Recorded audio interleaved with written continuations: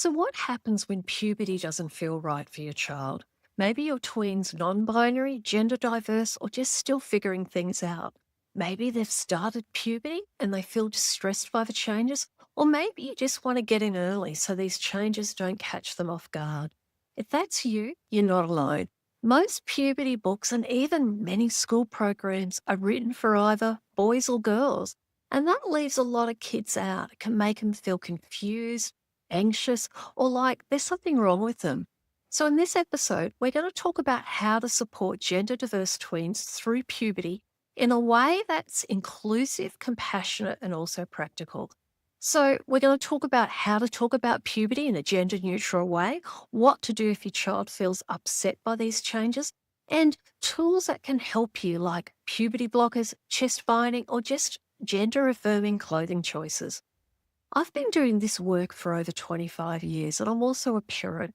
And you can have these conversations and do it in a way that supports your child's identity, safety, and confidence. And stick around to the end because I've got a 1 minute challenge that will help you start this conversation, even if you're feeling unsure. What if talking to your tween about sex didn't make you want to run for the hills? On Sex Ed for Tween Parents, we ditch the awkward and keep it real with chats that actually work. I'm Cath Hakanson, sex educator, mum, and your guide to handling all the tricky stuff without cringing or making it weird. So let's start with why this matters. Gender diverse tweens, they go through the same physical changes as everyone else. But if those changes don't match how they feel inside, it can be really upsetting and unsettling for them. Where they might feel upset about the changes like breast growth, voice deepening, or periods, they might struggle to relate to the way that puberty is described in books or school. And they might start to wonder if something's wrong with them when they don't fit the boy or the girl narrative. And that's why inclusive affirming sex ed is so important. So let's walk through some of the simple but practical ways that you can support your child as they go through puberty. Start early. Honestly, kids who feel unsure about their gender, they're going to need that little bit more extra time to prepare for puberty. So make sure you get in before the changes happen. And that way they're less likely to be caught off guard or to be overwhelmed when things start changing for them. Then check what's being taught at school. Most puberty programs are gendered, so find out what's being covered at school. See if they can change it or provide it in a gender neutral or a gender inclusive way.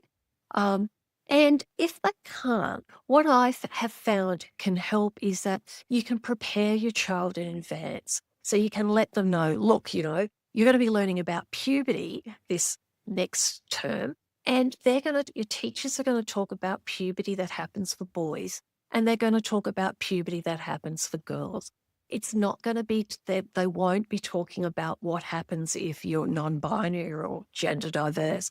So it's about warning them and letting them know what's coming and preparing them for this. And then that way they'll be less confused or less distressed if the lesson doesn't reflect their experience. What you can also do is get that curriculum from the school and also talk about it at home in a more inclusive way. And it's about repeating what you say. You're going to have to repeat over and over again. Conversations aren't one and done. And gender diverse kids, they might just need to hear things more than once to process it, to ask questions, or to feel safe to speak up. Because remember, most of the information out there is about girls and boys. So they already might be reading and have read books or something, so they'll already have picked up on those gendered messages about puberty. So you presenting it in an inclusive way, you will need to keep repeating it. Also try to use clear, literal, straightforward, gender-free language and avoid phrases like becoming a woman or manly changes. Just stick to the science, body-based explanations. Some people grow breasts during puberty. Your voice might start getting deeper. You might start having periods. It's about being factual and being calm and letting them know that slang exists as well, like boobs, boner, etc. as well. And don't assume that they understand. Even if your child nods, they might still be unsure. So check in with them with some follow-up questions like, want me to explain that in a different way? Or can you tell me what you heard when I said that? And also, it's about acknowledging gender and sexual diversity. It's about saying things like, you might like boys, girls, both, neither, or you might not know yet. Or, there are lots of ways to be you and they're all okay. What I've found is that the more we can talk about diversity, the better. So that can be diversity in regards to type of ice cream you like, diversity in regards to ability and disability, hair color. But the more we talk about diversity, the more inclusive and accepting of it kids are, and they're less likely to discriminate others for being different, but they're more likely to be accepting of their own differences as well. It's also about teaching them that hygiene as well. So they need to know how to care for this new body, what to do. So puberty means they'll sweat.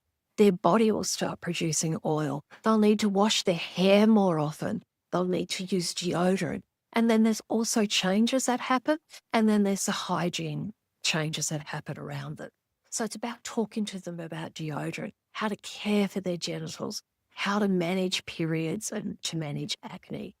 And let them choose the products that work best for them as well. Involve them with it. It can be really hard to find puberty-related products that aren't gendered. Like walk down the deodorant aisle, it's very much women and men.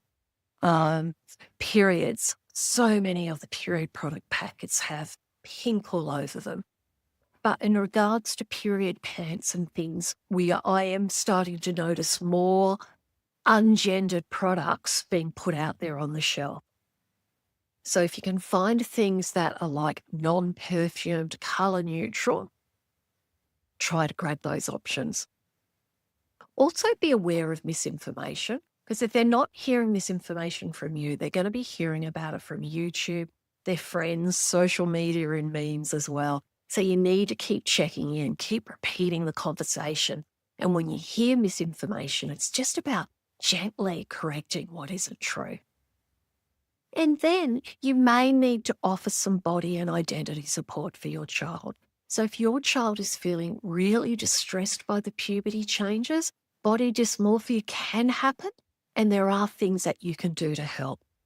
First one is that if you have got a few years warning before puberty starts that your child is going to be gender diverse, is have a chat to your GP or gender clinics, because sometimes, depending on where you live in the world, you can actually put your child on puberty blockers. And what that does is it just stops puberty from starting, and it gives them a couple more years to work out whether they want to go through a male puberty or whether they want to go through a female puberty.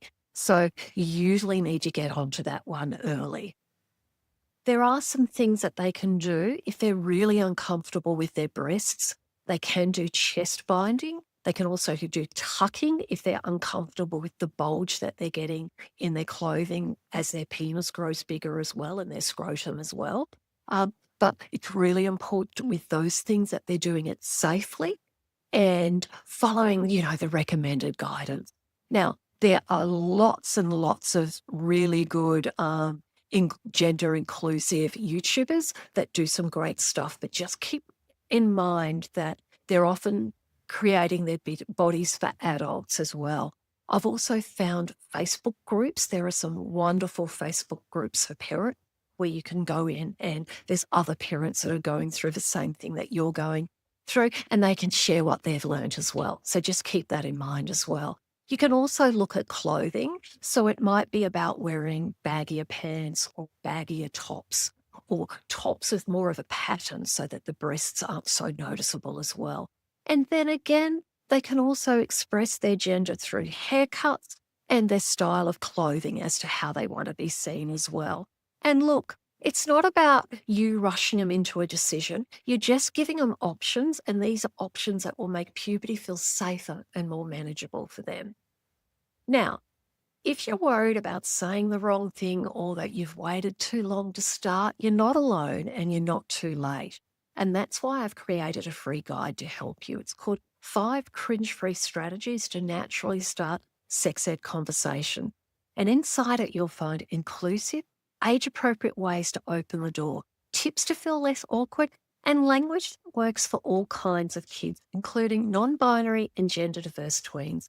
You can download it now at cringe-freestrategies.com, and it will help you to start having a conversation with your child tonight. Now, I have a challenge for you. I promised it. What I want you to do is to pick one puberty change that your child might find tricky, like periods, voice deepening, or erections, and say it out loud in a clear, gender-neutral way. So I'll give you an example of something that you might want to say. Some people's voices get deeper during puberty. That doesn't mean anything about who you are. It's just something that your body does as it grows. So we can talk about how to manage it if that's something that bothers you. So that one simple sentence, what it does is it just helps your child to feel seen, supported, and safe to keep talking. So pick one change that they're going to go through and start a conversation and say it and see what happens. Now, thanks so much for listening to Sex Ed for Tween Parents. And if this episode helped you feel more confident or has helped you support your gender-diverse child, I'd love it if you could leave a quick review. It really does help other families to find this space as well. And don't forget that free guide's waiting for you, 5 cringe-free strategies at cringe-freestrategies.com. Have to give these things simpler names. And I hope that you have some wonderful conversations with your tween.